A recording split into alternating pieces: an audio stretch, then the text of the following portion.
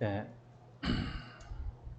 주님께서 사랑을 말씀하시면서 너희는 나의 친구라 이렇게 말씀하셨습니다. 주님께서는 친구의 자리로 내려오셔서 우리를 친구로 인정해 주시고 받아들이셨습니다. 우리가 주님을 친구라 이렇게 말할 수는 없습니다. 이것은 신성모독입니다. 불경한 것이에요. 그런데 주님께서 그 높으신 자리에서 내려오셔서 우리를 친구 삼아 주셨습니다. 이것이 얼마나 귀한 말씀인지 모릅니다. 너희는 나의 친구라. 오늘 이 말씀 함께 나누려고 합니다.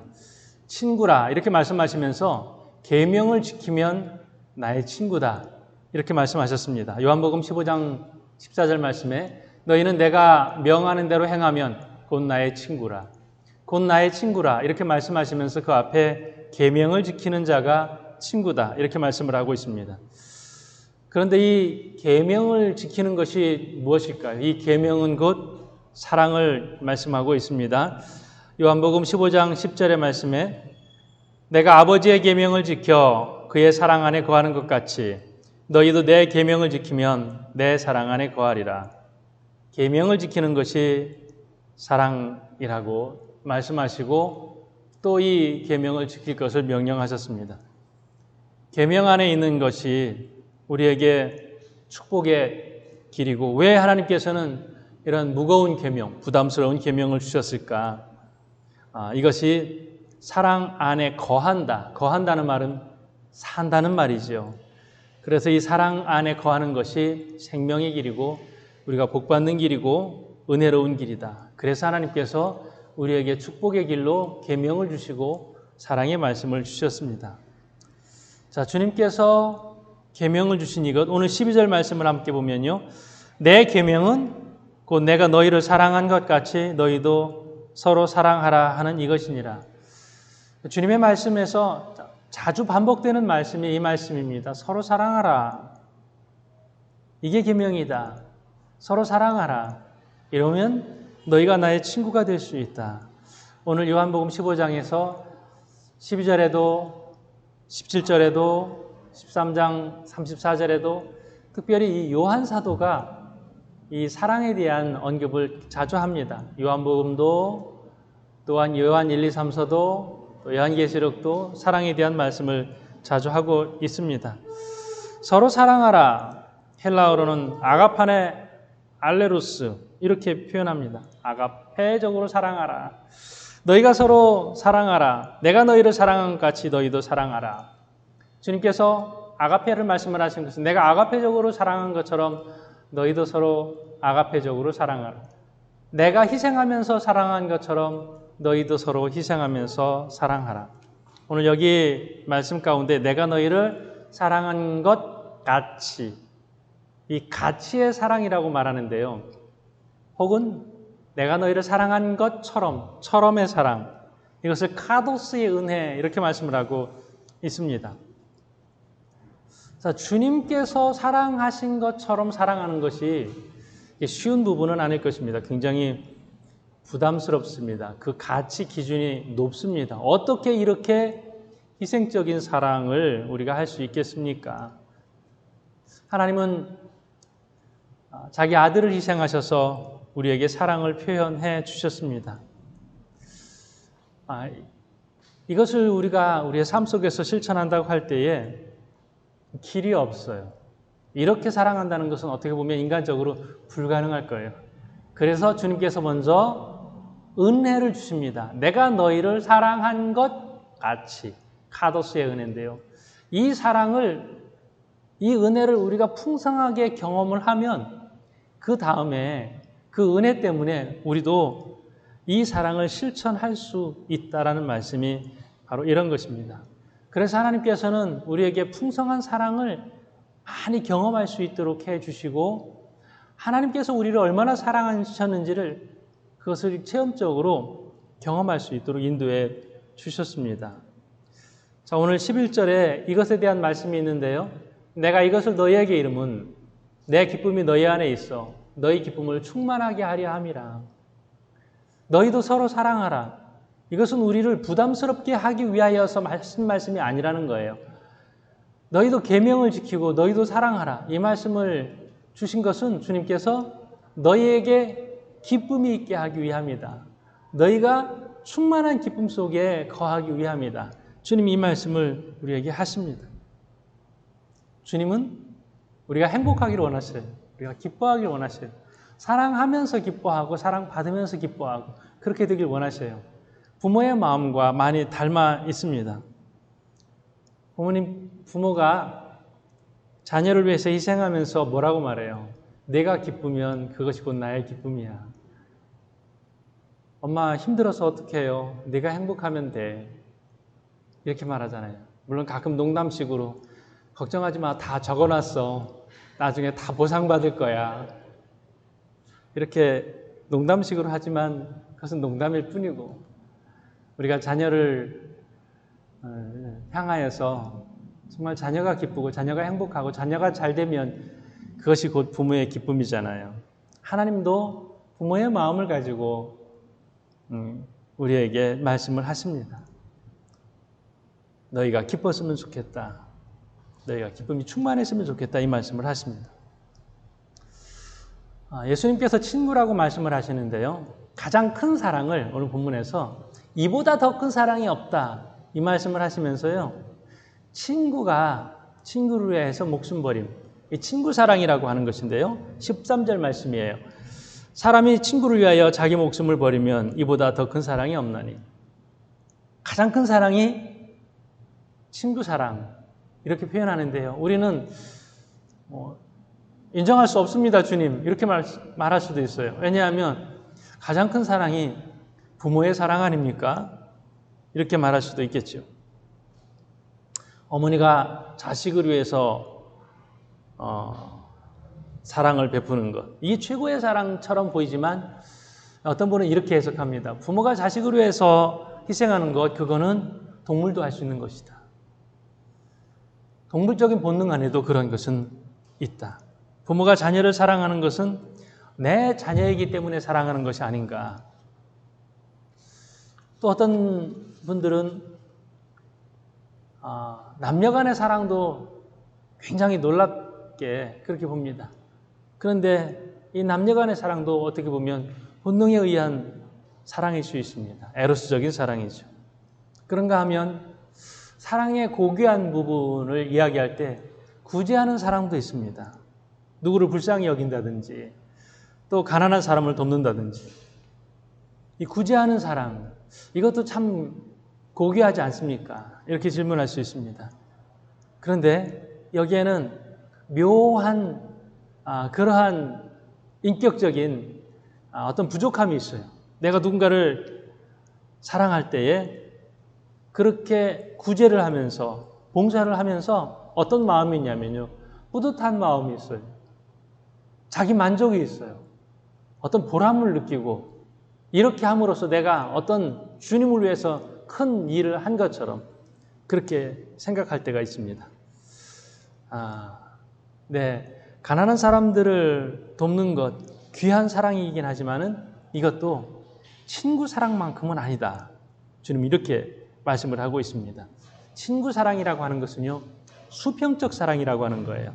친구 사이에는 질투가 있어요. 때로는 경쟁의식도 있어요. 그래서 잘 지내다가도 친구 사이가 틀어지면 30년 지기 친구도 한순간에 무너질 수 있거든요. 사람들은 자신보다 못한 사람을 사랑합니다. 그러다가 자신하고 비슷해지면 사랑하지 않습니다. 어느 목사님의 설교 가운데 이렇게 말씀을 하십니다. 백인들이 흑인을 사랑합니다. 백인들이 아시아인들을 사랑합니다. 그런데 자기들보다 못하기 때문에 사랑하는데 만일 수준이 자기들과 비슷해지면 사랑하지 않는다는 것이죠. 어느 정도 그 수준을 70% 정도로 말씀을 하시는데 70% 정도 올라오면 다시 또 사랑하지 않고 용납할 수 없다라고 하는 것이죠. 때로는 뭉개기도 하고 또 실패하게 만들기도 한다는 것입니다. 못 사는 사람에게 옷 한 벌 주고 불쌍히 여겨서 도와주고 이것은 얼마든지 할 수 있는데 자기와 수준이 같아졌을 때 사랑하고 희생하는 것, 이건 너무나도 힘든 부분이다라고 하는 것입니다. 친구 사랑은 이런 부분입니다. 그 사람을 나와 똑같은 수준으로 높여서 수평적인 인격적인 관계로 만들어서 사랑하는 것, 주님께서 너희는 나의 친구다라고 하는 말씀이 이 말씀입니다. 내가 너희를 불쌍히 여겨서 사랑하는 것이 아니다. 너희를 친구의 위치로 인격을 높여서 사랑하는 것이다. 너의 명예, 너의 인격, 너의 위치, 너의 위상, 이것을 동일한 선상에 두고서 친구 관계에서 사랑하는 사랑이 주님의 사랑이다 라고 하는 것입니다. 아주 낮은 위치에 있는 사람을 데려다가 이 사람이 내 친구다. 그러면 주변에서 보는 사람이 어떻게 당신 같은 사람이 이렇게 부족한 사람을 친구로 둘 수 있습니까? 되면 나는 낮아지고 상대방은 높아지는 것이죠. 와, 당신은 저런 분을 친구로 두셨습니까? 참 당신 이제 달리 보입니다. 굉장히 내가 대단하게 보지 않았는데 이런 훌륭한 사람을 당신이 친구로 둔 것을 보니까 당신이 이제는 달리 보이고 대단하게 보입니다. 라고 하는 것입니다. 그래서 예수님께서 우리를 친구로 인정해 주시고 높여주신 것이 얼마나 귀한 사랑인지, 그 사랑을 위하여서 주님께서 십자가를 지셨고 그 사랑을 위해서 주님께서 생명까지 우리에게 아낌없이 주신 것입니다. 우리는 사랑이라고 하면서 얼마나 많이 계산하고 또 생각하는지 모릅니다. 오늘 주님의 이 말씀을 통하여서 여러 가지 우리는 알 수 있습니다. 그러나 그 가운데에서 주님의 마음을 이렇게 헤아리는 그 헤아리는 사랑을 우리가 함께 실천해 볼 수 있었으면 좋겠습니다. 사랑은 기쁨 충만한 것이고 사랑은 서로 사랑하는 것이다. 사랑을 받기만 하는 것도 아니고 사랑을 주기만 하는 것도 아니에요. 사랑을 내가 줄 수 있어야 하고 사랑을 받을 수 있어야 하고 또 사랑하는 사람을 높일 수 있어야 하고 나의 수준으로 똑같게 생각할 수도 있어야 합니다. 고맙다라는 책이 있습니다. 혹시 읽어보셨나요? 고맙다. 이 책의 부제가 이렇습니다. 한 아이를 가슴에 품을 때 들리는 하늘의 음성.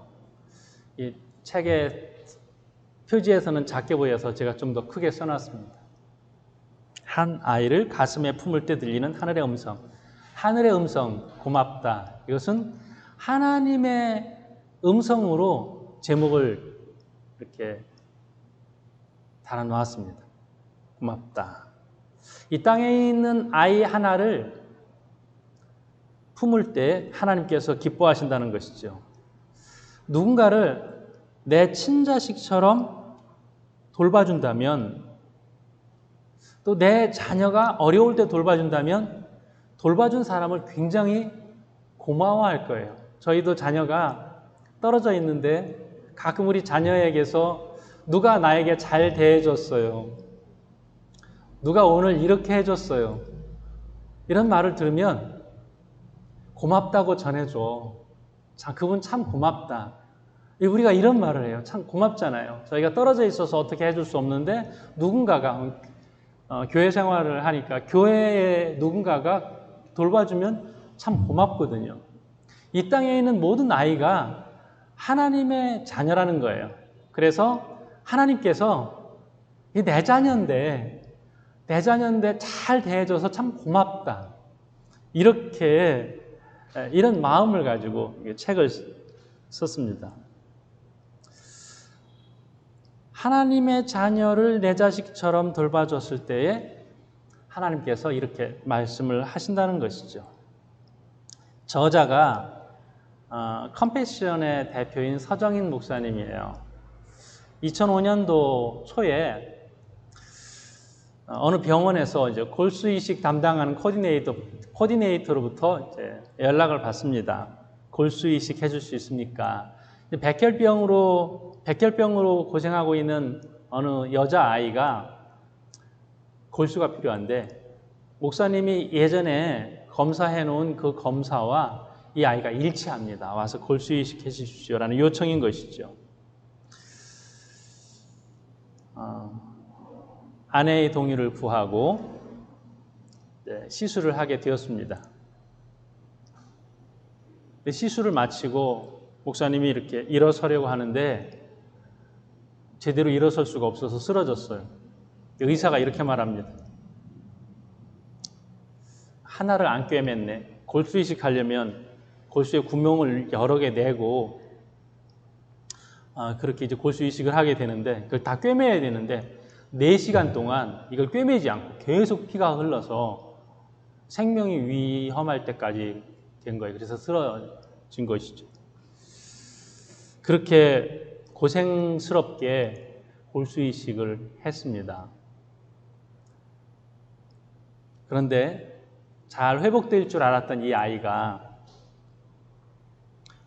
5개월쯤 지나서 재발을 했어요.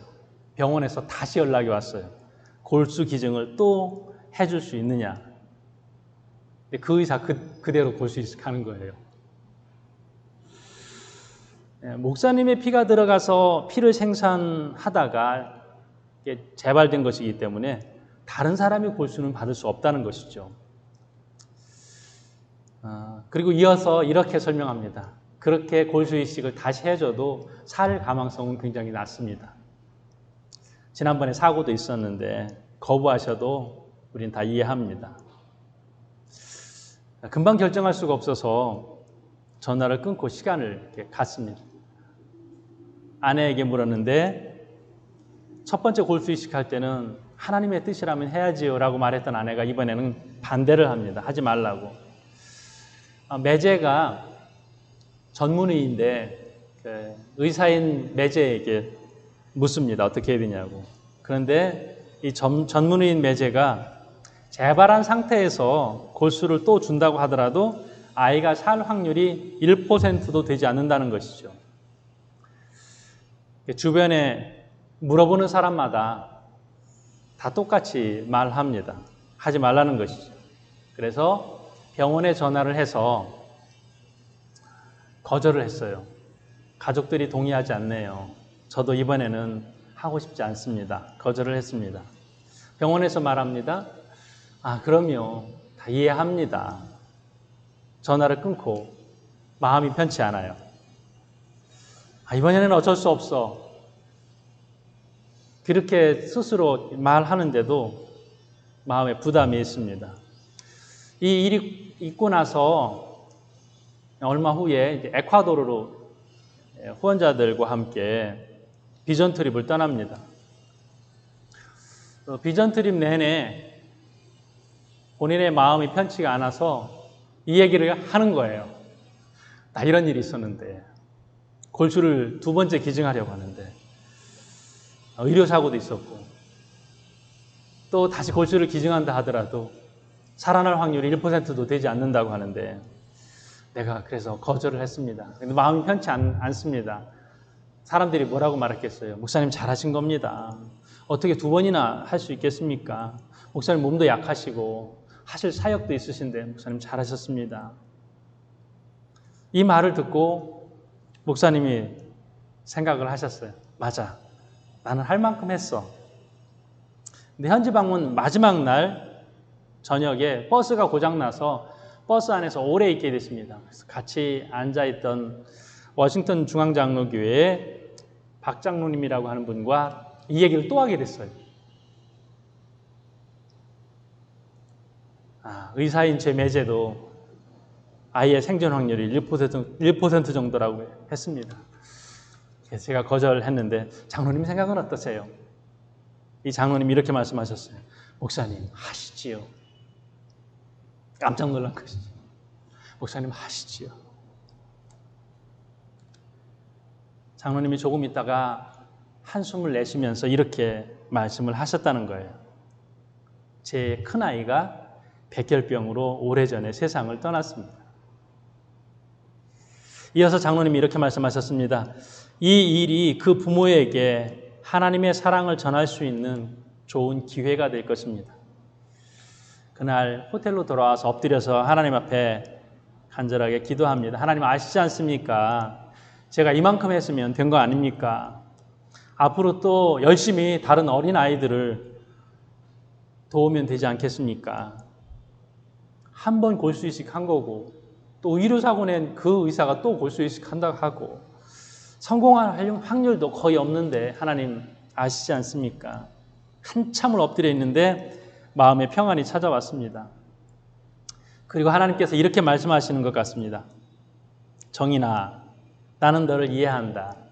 너를 잘 안다. 그런데 만약 그 아이가 내 친딸이었다면 너는 그 아이를 포기할 수 있겠니? 내 친딸이라면 1%밖에 가능성이 없다고 해도 너는 어떻게 하겠니? 이 음성에 막 충격을 받습니다. 진짜 아버지였다면 수술을 거부하지 않았을 것입니다. 아니 0.01%가 된다 하더라도 시도하고 또 시도하고 2번, 3번 하죠. 내 친딸이라면 결국 하나님 앞에 항복합니다. 그리고 하나님의 음성이 또 들립니다. 그 아이는 내 것이란다. 그 아이는 내 것이란다. 그리고 생각을 하는 것이죠.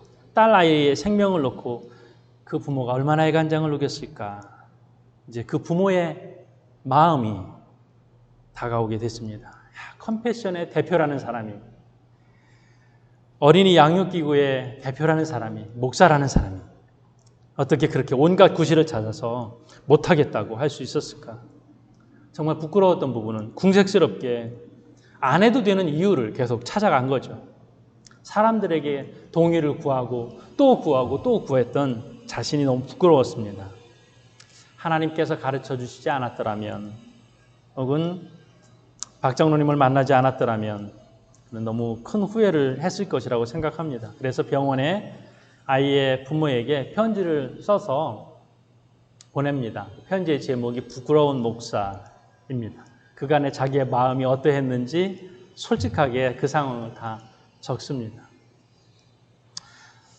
하나님의 마음 때문에 하나님의 마음을 가지고 내가 항복해서 골수이식을 한다라고 편지를 써서 보냅니다. 그리고 편지 끝에 이렇게 보냈어요. 우리 예수님께 매달립시다. 아이가 죽고 사는 것은 하나님이 정하셨다고 믿습니다. 우리 예수님을 붙잡읍시다. 팩스로 에콰도르에서 병원에 보낸 것이죠. 에콰도르에서 한국으로 오자마자 이식 준비를 했습니다. 아이의 엄마에게서 5장의 편지를 받았어요. 이 편지에 눈물이 막 뚝뚝 떨어져 있는 눈물 자국들이 얼룩져 있습니다. 아이의 엄마가 이렇게 말했어요. 한 번도 아니고 2번이나 골수이식을 해주셔서 감사합니다. 목사님이 말하는 예수님이 누구인지는 모르지만 저도 매달리겠습니다. 기도하겠습니다. 하나님께서 이 기도에 응답하셨습니다. 살아날 가능성이 희박하다고 하는 그 1%. 아이의 골수이식이 잘 되어서 아이가 지금까지 건강하게 잘 지내고 있다고 합니다. 이 일이 있은 후에 골수이식을 받은 그 가족이 다 교회에 나오게 되었고요. 그 아이의 아버지가 다른 아이를 위하여서 골수이식을 해 주었다고 합니다. 우리도 사랑을 실천하는 데 있어서 많이 갈등하고 있지 않습니까? 변명거리를 찾고 그에 합당한 명분을 찾고 어쩔 수 없다고, 이 정도면 잘한 거라고 그렇게 말할 때가 많이 있습니다. 저는 이 책을 읽으면서 굉장히 당황스러웠던 것이 다 필리핀 얘기예요. 다 필리핀 얘기. 컴패션의 대표가 필리핀 얘기를 합니다. 컴패션의 시작이 우리나라 전쟁고아들, 아이들 잘 보살피기 위해서 컴패션이 시작이 됐는데요. 아마 우리나라에서 가장 활발하게 활동하는 국제 어린이 양육기구라 이렇게 볼 수 있을 것입니다. 우리는 시내라 차인표로 잘 알고 있잖아요. 시네라 차인페시도 필리핀 얘기하거든요. 가장 크게 도전을 받은 이야기가 필리핀에 왔을 때에 시래기 마을에서 아이들의 그 눈동자를 보고 아이들을 방치하고 있는 그 아픔의 현실들을 보면서 변화가 된 것이죠. 그래서 결단의 계기가 이번엔 필리핀에서 있었다 이렇게 말씀을 하시는데 우리는 그 삶의 한 가운데 있잖아요. 도움이 필요한 아이들이 너무나도 많은 나라, 여전히 아픔 속에 있는 아이들이 많은 현장 한가운데 우리가 필리핀에 있는데 우리는 지금 어떻게 이 사랑에 대하여서 변명을 하고 있는가 이 생각에 굉장히 마음이 힘들었어요. 저도 배움의 기회를 잃어버린 아이들이 주변에 많이 있고 가난한 이들이 주변에 많이 있는데 우리는 굉장히 무뎌져 있습니다. 서로 어떻게 핑계 대는지 잘 알고 있습니다. 네. 주님의 사랑을 아주 가까이에서 실천하면서 살 수 있는 현장에 있다는 것이 어떻게 보면 우리에게 은혜이고 축복인데 하나님의 음성 다 하나님의 자녀다, 내 자녀다. 그리고 우리가 그 아이들을 위해서 분유를 공급하고 또 그 아이들을 위하여서 뭔가 돕는 손길을 펼쳐 나갈 때에 하나님께서 똑같이 말씀을 하실 것 같아요. 책 제목처럼 내 자녀에게 잘해줘서 고맙다 이렇게 말씀을 하실 것 같아요. 저자가 대단한 사랑을 실천하려고 하지 마십시오 이렇게 표현하면서요. 네, 우리는 더 많이 해야 된다고 생각하잖아요. 주님을 위한 사랑이 아직 좀 부끄럽고 필리핀에 있으면서도 우리가 사랑을 실천한다고 하면서도 지금 우리가 실천하는 사랑은 너무 이렇게 적은 것이 아닌가. 근데 저자가 이렇게 말해요. 하고 싶은 만큼만 하십시오. 주고 싶은 만큼만 주어도 됩니다. 그렇죠? 근데 아예 안 하는 것이 아니라 무언가 우리가 하는 것입니다. 서로 사랑하라 주님께서 이렇게 말씀하셨고요. 사랑을 받은 사람이 사랑할 수 있거든요. 골수기증을 받은 사람이 골수기증을 또 합니다. 주님의 사랑을 받아서 또 주님의 교회에 나와서 이 사람들이 베푸는 하나님의 사랑이 뭔가 궁금하다 해서 교회로 나오게 된 것입니다. 주님께서 친구 사랑을 말씀을 하시면서 하나님께서 이렇게 우리를 사랑하신 것 같이 여기에는요. 너희는 하나님의 사랑을 많이 받으면서 그 사랑을 좀 누려라. 기쁨이 충만. 하나님께서 우리에게 주시는 이 은혜가 얼마나 큰지 충만하게 누리면서 그러면서 살기를 원하십니다. 받은 사랑을 많이 경험하고 체험할 때에 우리는 또 어디로 나가냐면요. 주는 사랑으로 나가게 됩니다.